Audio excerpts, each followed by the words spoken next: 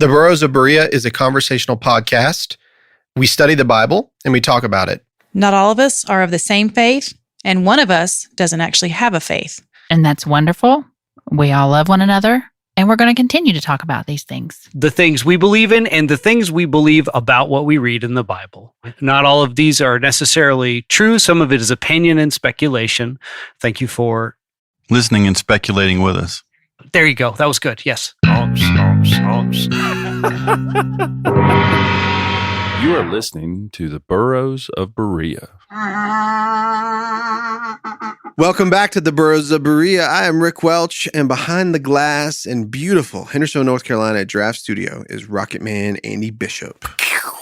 Well, you know, you and I have had that. We did that 3-part conversation. I strangely haven't heard them, which is a weird position for me to be in. I know, and you were actually there having them. I know. But yeah. Well, it's different. It's completely different thing to listen to something than to be on it. And it was a 3-part series, and you nicely titled it The Preamble to Hebrews, and that's exactly what it is. So you can this is kind of like a Notes from the Underground almost, where we're adding a little bit more as we get ready to go into it. Because guys, we're going into the study. The Drove of Asses are going to be in the studio at the end of January. We're going to be kicking it off. It's going to be, it looks like a 16-part series, but we have 2 more. Cool. It's a good one. So to my left, I've got Tiziana Mom So Hard Subverse in here with us. Don't make me tell you again.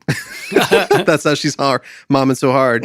And also, I have Pastor Michael Miano here with us. Blessing to be here. Yeah, thank you. You're going to be showing up on several of our episodes throughout the next couple of months, man. It's pretty cool. Feeling famous. Huh? I'm feeling famous. Yeah, you're not. No, I'm just kidding. Fair enough. What a jerk. What a jerk. So ice cold. That was ridiculous. How cold is ice? Golly. No, I'm just kidding. And you're hearing from Rick, the Podfather Welch. Yeah. That's hilarious. You're actually, I mean, you are famous to me because as I was going through the internet, especially when I was introduced to preterism, it was just like, I saw a lot of your debates and I was like, man, who is this dude? Like, he is really something. So you are actually famous. I was just playing with you. Just a know-it-all, realizing I don't know it all. Know much. What is it Paul says? You think you know something and you really know nothing, right? That's right. That's pretty much what it is. So where we left off on that 3rd part, we were leading up to what, as we're getting to the book of Hebrews, Andy and I talked about what it's like for a creator to make a created thing and then to want to relate to that created thing. Remember? Yep. And then we started talking about the special relationships that God had, like with Abraham and how Abraham believed God, but not only did he believe him, but he actually trusted. He trusted God. He was going to sacrifice his son, and we learn in the New Testament, he honestly believed that he could have resurrected his son. He trusted God enough, and then God, he tells his son that famous line, God himself will provide a lamb. And I love that line because when you're on the other side of the story like we are, we know the lamb that God provided. We know who he is, right? Yeah. And so then we went down to we talked about King David and how that king was such a special king to the point to where he would have that lineage of the kingdom forever, that it would come through his line. He would put a king forever, and it leads that relationship down through the ages where we talked about the patches to the matrix where you had those prophets, that special place where they would come in and they would try to tell Israel where they were going wrong with that relationship. That's a fun metaphor to me. I love to use it because it's like a patch. It's like what happens is they just interject it, right? The prophets come in at specific times. Like Jeremiah comes in and is like, hey, if you don't stop this slavery, God's going to take all of this away and he's going to send you away. He's going to have somebody come in and wipe you out. It's exactly what happened. And it became such a huge part of their narrative. The Babylonian exile is a huge part of the narrative of the nation of Israel. And knowing that it's going to happen again, it's going to happen again to them. When you're on the other side of a coin like we are, looking back, we see that Jesus, when he comes on the scene, he's seeking out these specific people. When he has his disciples, he tells them to follow him. He's building these relationships with them, and they are, learning from him. And as he's going through his ministry, he sends them out to go find a specific, unique thing, the lost sheep of the house of Israel. He tells them, do not go into the way of the Gentiles. Seek only the lost sheep of the house of Israel.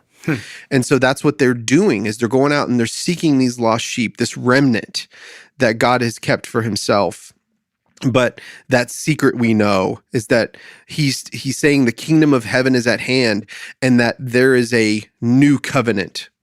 And so the night before his death, he sits down with his disciples and they're having a meal. We call it the Last Supper. And this new covenant, he's talking about the blood of the covenant. Drink this wine, it is the blood. Eat this bread, which is my body that I'm giving. This is this new covenant that I'm going to be giving to you.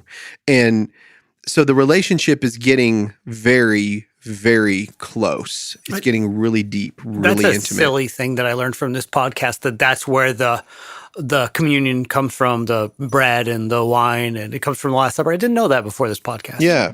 It's not like it seems like a pretty obvious thing, I guess, but to a lot of people it would be. I didn't know that.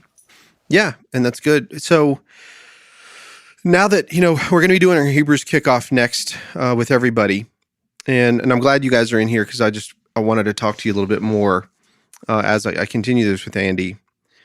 So there's something significant that's happening to the nation of Israel and its leaders, but also those that are believers of Christ's message.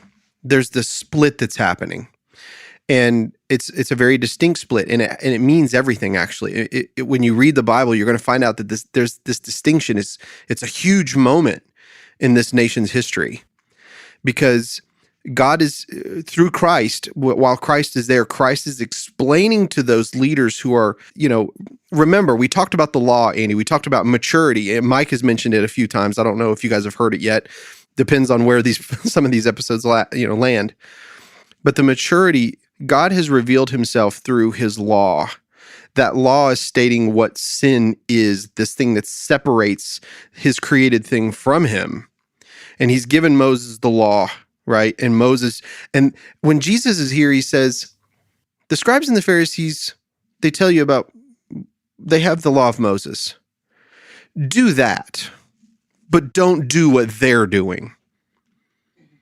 So he's making a distinction. He's saying what the law of Moses was for, like it was there for you. And yes, do that. Because by the way, he was the law of Moses. He was fulfilling the law of Moses in his own flesh. Am I right?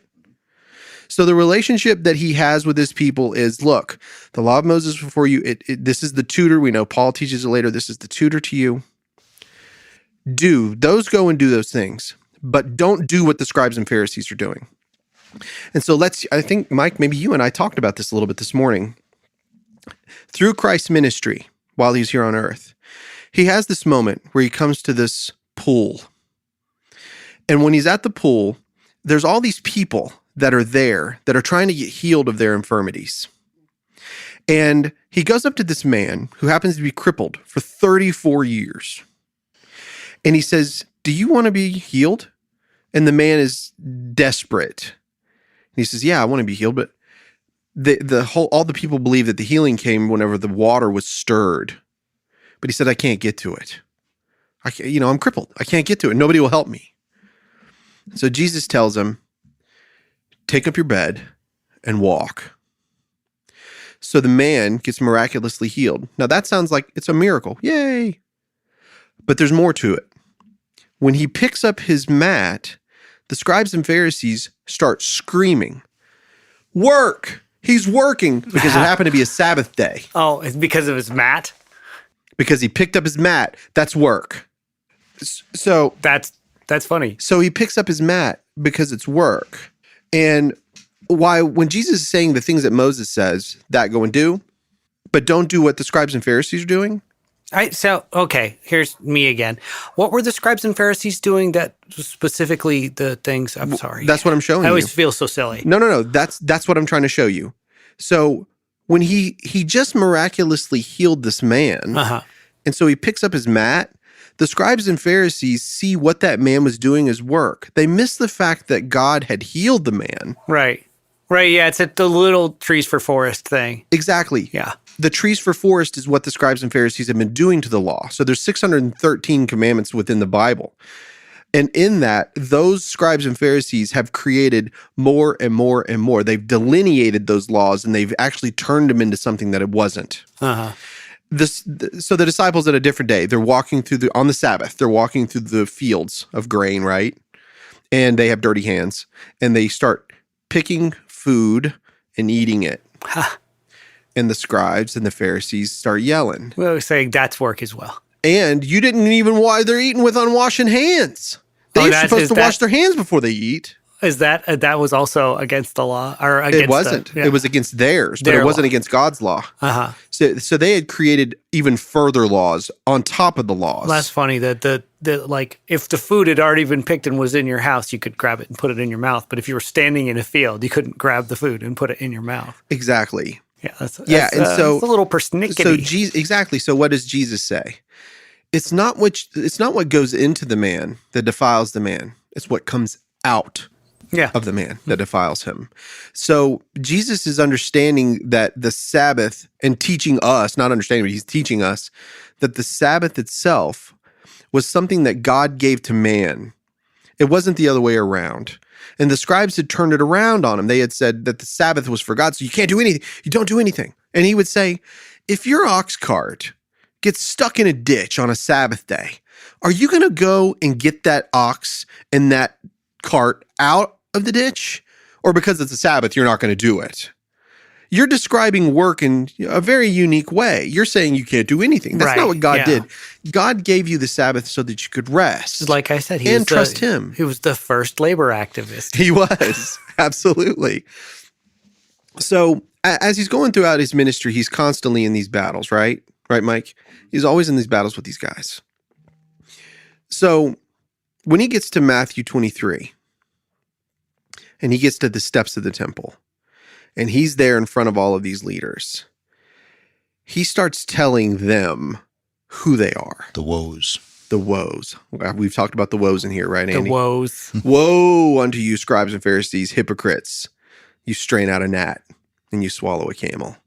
You give a tenth of your mint, dill, and cumin, but you don't do the better things about having mercy and justice. You know, Jesus is describing all of these things to that nation. But it happens to be, all of this is like the culmination of this ministry, but it's also the fullness of time. God has dealt with his people, and the people who are in charge over their economy, over their religious practice, they have become, the word is apostate. They're out of control. They're under control of Rome, and they're also out of control with their own laws. It's funny because you understand how they got there in a way, because they're like looking at these things. Well, what is work? Yeah. And you know what it is? A fascinating academic question. And so they set about answering that fascinating academic question with a bunch of completely academic thought. Yes. And that's how you arrive there, because it's the whole, like, I in this case, in the temple thing, where you're like looking at a fun academic question and approaching it entirely like that, and not actually looking at the world like people have to live their lives on those days too. You try to apply that entirely academic thought to a real place, and all of a sudden you're like, this doesn't make sense, but it's too late because those are their ideas. Absolutely. Right? But you're right, Andy. It is academic. And that's what happens whenever human beings, whenever they want to become a part of a group. You know, we talked about groupthink. What we said was that they take a basic something and then they turn it into something far more. They grow it. It's fun to play with ideas. It is. Right? And that's great. But when those ideas take legs, and then suddenly they start becoming too ominous for you. Because they come in conflict with the real world. Yeah, I mean, or if they take you away from the whole purpose. Yeah, I think that's even more Rick's point, honestly. Yeah. If they take it from the whole purpose, right? So that's what Jesus has been doing, is telling them that, do what Moses said, but don't do what these guys do. So by the time he gets to the temple, we say he's proverbially ripping them a new one. But there's a reason for it. It's because he's saying, you've taken the house of prayer, the house of my God, and he has a zeal for that house. And he says, you've turned it into a den of thieves. I'm leaving it desolate. And by desolate, he means I'm leaving it, it's going to be eradicated. And so when we get from 23 into 24, that's whenever he's talking to the disciples, and the disciples are admiring the building of the temple itself. This was a remarkable structure. It was the center of their worship. It was their world, man. It was their entire worldview. And their worldview was like, well, if a rich man can't get into heaven, then who can? It had been twisted around. Because Jesus is telling them on the steps, he's like, you're saying that the gold that's been put there on the altar, that the gold is what has value, not the altar. Yeah. Yeah, No. you idiot. You idiot. Don't you understand? Look at the center of worship as for what it is. Look at God's house for what it is, what it was meant for. And, again, they've been told through centuries that there's going to be one that's coming, and they haven't recognized the fact that he's there. They didn't recognize it, right? So when you get into Matthew 24, when we, if you really want to get into what we talked about, go listen to the Olivet Discourse side study and you'll see where we went with that. We stopped a little shy because of how deep it got. But the point is that when he's telling the disciples what's going to come, he warns them of things that are going to happen. Because he had told the disciples this, they're like, look at the buildings, They're admiring these buildings. And he's like, yeah, there's not going to be one stone left upon another here. It's done, and for them, that must have been impossible to understand because this is their center of worship. Again, here it is, and yeah, they're occupied by Rome, but what do you mean? It's going to be, Yeah, the Romans weren't particularly nasty to people because of their religion or as anything. long as you're paying your taxes, you're golden, but so by the time that we get to the book of Hebrews and when we do our kickoff, we're actually going to, it's still a pregame. There's a lot of warm up to this. There's a lot of warm up to Hebrews. You can't just jump in Hebrews and just be like, you really got to understand where you are in the time. If you don't understand the time, then you won't understand the letter. If you don't understand the time, you won't understand what the author is trying to explain to this people and who these people are. The biggest thing to remember is that they are Jewish Christians, that they are in Jerusalem, that they are seeing this center of worship that they're in. They are a part now of this. They're called the Way. They're a part of the Way. They're the baby Christs is what Christians were. Like this term was given in Antioch, right? Wasn't it Antioch? Yeah. So these baby Christians or little Christs, as they would call it, these of the Way, they're going through some extreme persecution. Nero is now, he's turned it on them a little bit, and it will not be long from the time of this letter that the Apostle Paul will be beheaded, that the Apostle Peter will be crucified upside down at the hands of this emperor. And it's getting really close now to where when this letter is written, that the end of their world is coming. Of their world. It's important to remember it's their world, not our world. It's their world. Kind of first generation, kind of? Yes, it's the first generation. And so the writer of Hebrews is when he gets into this, he's going to be talking about these relationships that we've been talking about leading up. Like, who is the son in comparison to what these other people are listening to? You're going to find these people in this letter, especially in the first chapter, where he says, the son is greater than the angels. Well, why would he say that? He's saying that because it's a problem. There's obviously a problem. We read it within its context. So God, who has spoken at different times and in many different ways, has recently, through the prophets, has recently, but it's not recently, has in these last days, he's describing this time period, spoken to us by his son, And so the relationship between God and his created thing and God and his special people, and then what his special people has done with the communication that they've been given, they've compounded and compounded with their academic approach, and they've made it almost impossible for anybody to even know how to even talk to God or even how to give a gift. They can't even give a gift to God properly anymore because they've warped it and frustrated it so much that God is he's done with it. He's literally done with it.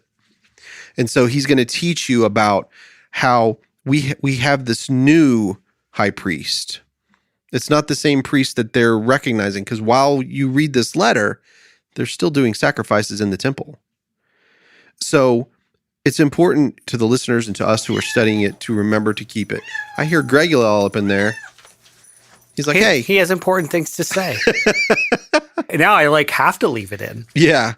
But so before I close this out, I know this was a short one, but again, this is just the preamble leading into Mike. Do you have anything that you'd want to add? Like some of the things that you've gleaned out of Hebrews that you think the listeners needs to, to listen for? Yeah, I think you're setting a good stage for understanding Hebrews. When we go through the Old Testament, there's quite a few things that have come to mind as you've been talking. The first was you mentioned Jeremiah and going into captivity. And what God had said to Israel in that time was, I will reward you in keeping with your idolatry.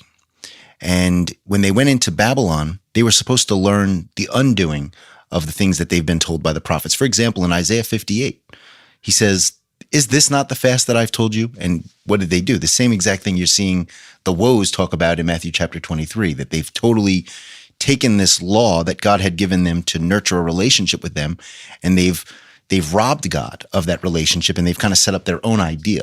Yeah. So by the time of the first century, that's what's being rebuked, that they've totally missed the point of this covenant. And when we get to the book of Hebrews, there's a message of hope. There's this message of the better things to come, because again, no one wants to see their world come undone. Right. Nobody. No. So what you're going to see for these Hebrew Christians is an encouragement in the book of Hebrews to help them better understand, well, this was the glory of the old that, by the time you get to Hebrews 8, you'll talk about what was waxing old and getting ready to vanish away. However, also helping them see the glories that were coming in and what was being truly made known, the better things. I believe that's the key of the book of Hebrews. Yes, it is. And you see this buildup of this had a glory to it, but these are the glorious things. These are the better things that are going to be made known to you, that are going to be yours through Christ. And again, it's bringing back the whole point of relationship and covenant with his people, which they unfortunately have missed. Right. They have. And, whenever we've talked about this here before, that when Christ was on earth, when he performed his ministry, we know that there were people that would come to him. Like there was a Roman centurion that had sent for him, and he had a sick child, and he needed that child to be healed. But he understood that Christ had authority in this world and what he could do. And he was like, look, I'm a leader and I can do what I want to do. And I can tell this guy, go here, and I can tell this guy, go there. And he's like, and you can do the same. And Jesus marveled. I said he marveled at the fact that he had this much faith. And this is a Gentile but he marveled at his faith. And Jesus, it says that, go back and tell him, okay, and that his his child was healed in that self-same hour, it says. Well, people that were around him that listened to Christ, that were relating to him, they had that, and it was a one-on-one. And I'm dying over here, dude. That was amazing. Gregolia is chasing his tail. He's not real particular about pronouns, so. Anyway. I guess not. Okay. So I guess what I'm saying is that it was this one-on-one. And so whenever Christ is about to leave and he tells them, like, I'm going to a place and you can't come right now. And they're like, what? Where are you going? What do you mean? He's like, it's going to be good for me to go, because if I do, I'm going to send someone to you, the Comforter.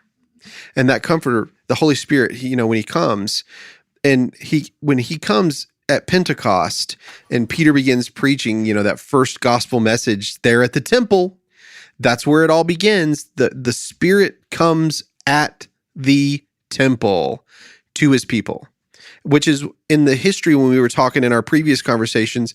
There was the tabernacle, where God would tabernacle with men who would go with his people. And then they created the temple, and that was, Solomon prays. And then the God's Spirit is with his people. But in this position, the veil of the temple had already rent after Christ is crucified, but the Spirit comes back to his people. It's this new covenant that's beginning. It's germinating, but there's some things that aren't quite yet. They call it the already, but not yet. We've heard that. Hebrews is in this midst of that. It's the already, but not yet. There's this period of time where you have it, but it's not fully consummated. Do you remember me talking about the end of the age, the beginning of the age, Andy, how those things sort of like intersected and there's this transition period? Well, you mean between the old covenant and the new covenant? Yeah. And then when you get to the new covenant, that it just goes on forever, like that the old covenant comes to a close, and as it's coming to a close, the new covenant is beginning. So it was like I had said, it was like a big line vertically that comes down to a point, and that's the old covenant. But in the upper left-hand corner is a point, and then it starts going into a bigger line, but it continues on forever.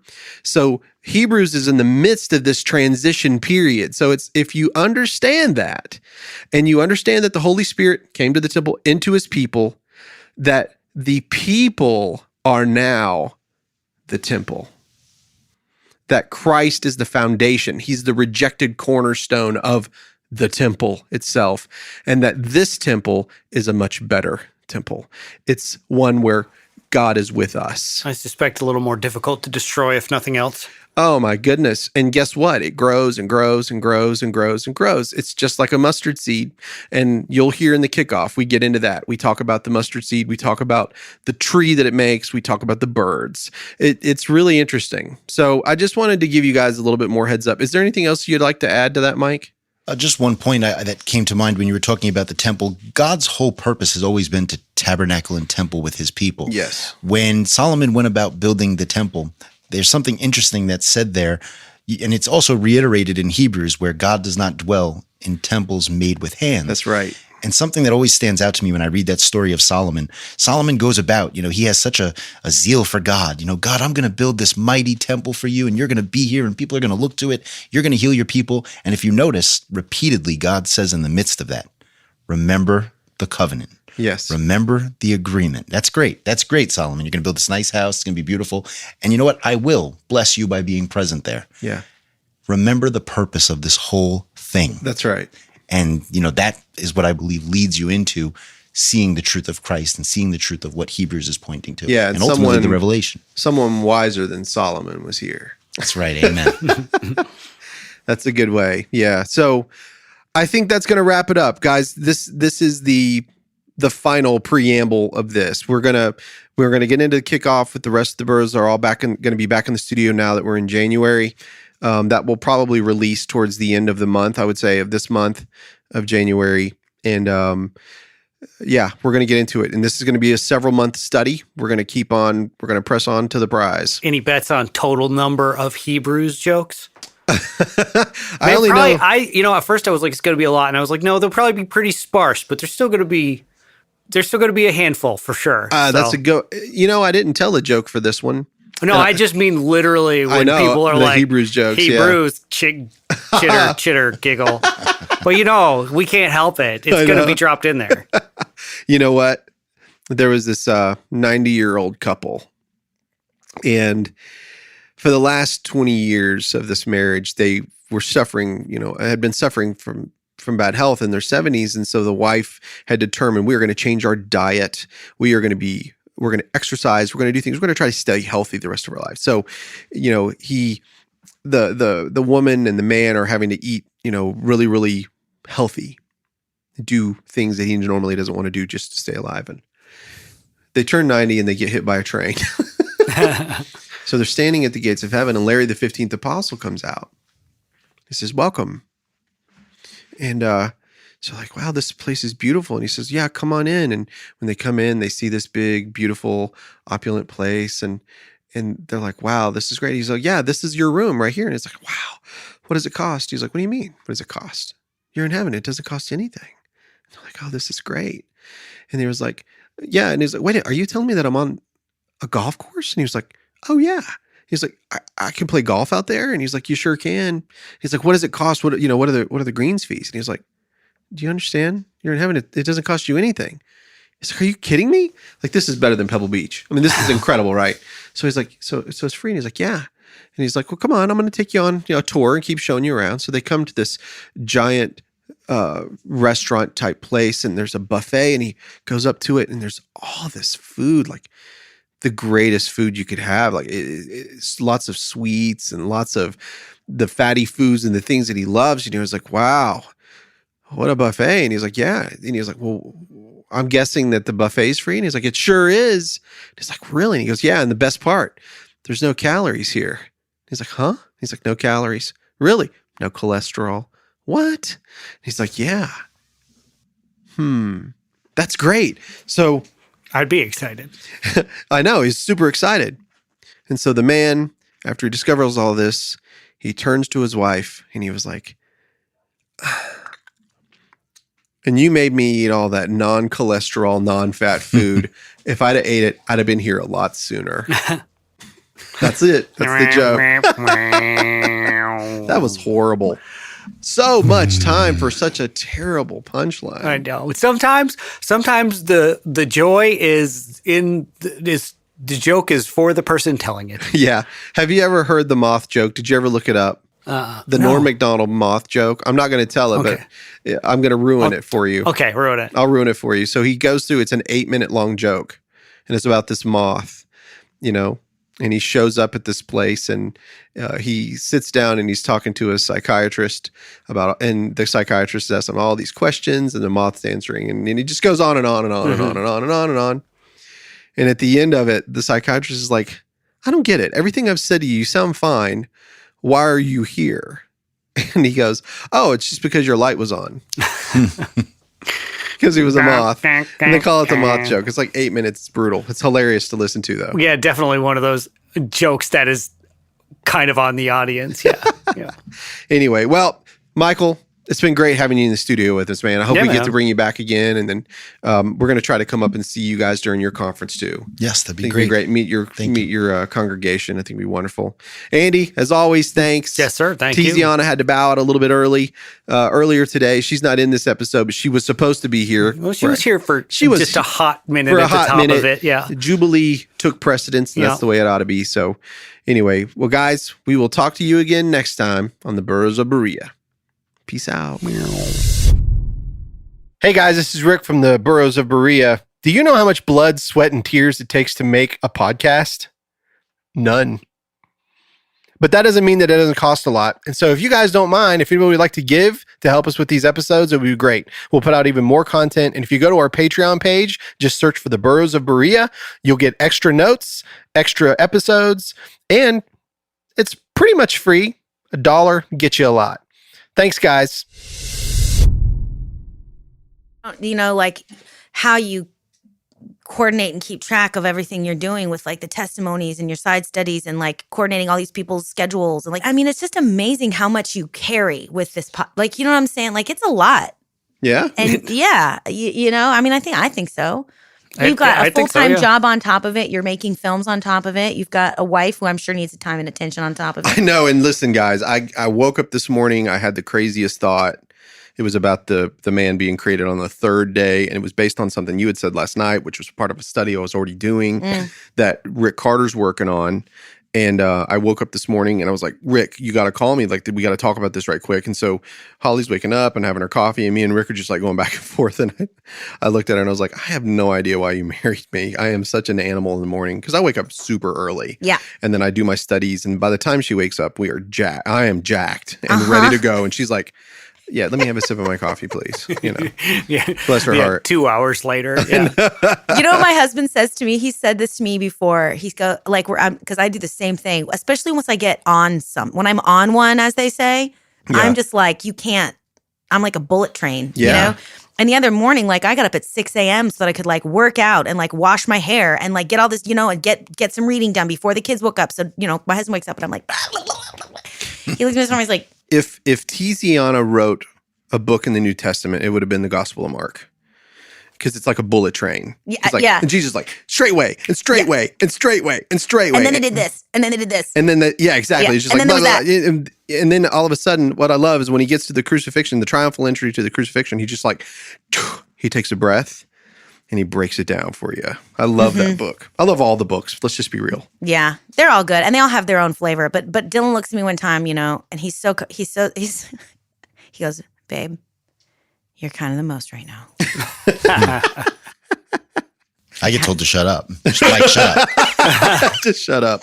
I thought that was if my husband is listening to this right now, I know he's laughing his ass off about what would happen if he ever looked at me and said, babe, shut up. Yeah, that's good. It's not going to happen.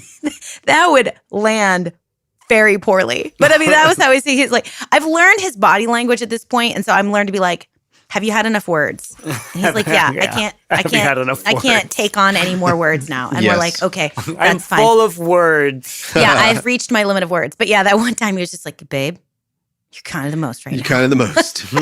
I was like, oh, sorry. That's funny. Are we rolling, Andy? Yes, sir. All of my praisings that the baby is so chill. You brought her on an especially farty day. It's an especially farty day. So it may just be that I have to kind of peace out. That's fine. That's Yeah. fine. Yeah. Yeah. Oh, yeah. Well, you want to tell our That's really listeners all it that? is. You want to tell our listeners? We'll just put it in there like, And my kid has the farts. Yeah. And I gotta go. And then Tiziana has to go because she's got a mom so hard. Yeah, because momming is my number one job right now. Yeah. And I'm okay with that. But yeah. I thought I could bring her and it would be fine. But It's all right. Go ahead and go she's take care of the extra baby. farty. It's all good. Okay. All right. I thought maybe it was my voice that was making her scream. No, it might be your voice that's making her fart though. There might be some of that. I love Which it. I don't I'm gonna do a smack. All right, you're good to move.